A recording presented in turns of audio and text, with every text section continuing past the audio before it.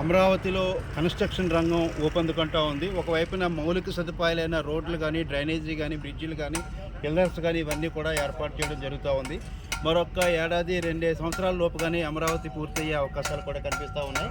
ఇటు బీహార్ నుంచి వచ్చిన ఇంజనీర్లు కానీ, వర్కర్స్ కానీ, అదే సందర్భంలో ఈ టెక్నాలజీ గురించి జేసీబీకి సంబంధించి కూడా ఈ పిల్లర్స్ అన్నీ కూడా పూర్తి స్థాయిలో పనులు అవుతూ ఉన్నాయి.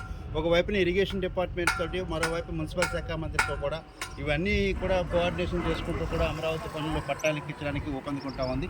ఏది ఏమైనప్పటికీ కూడా రాష్ట్ర రాజధాని అమరావతి మరికొన్ని రోజుల్లోనే మనకి అన్ని హంగులు పూర్తి అవ్వాలంటే పూర్తిగా అన్ని సదుపాయాలు పూర్తి అయ్యేటప్పటికి కనీసం ఇంచుమించుగా మరొక 2 సంవత్సరాలు టైం పట్టే అవకాశం కూడా కనబడతా ఉంది. కాబట్టి ప్రజలు కానీ, ప్రభుత్వం కానీ సహకరించి ముందుకెళ్తున్న సందర్భంలో కేంద్ర ప్రభుత్వం కూడా అమరావతిని ఆదుకునే విధంగా ప్రయత్నం చేయాలని చెప్పి నేను కోరుకుంటా ఉన్నాను. జెటి రామారావు, సామాజిక కార్యకర్త.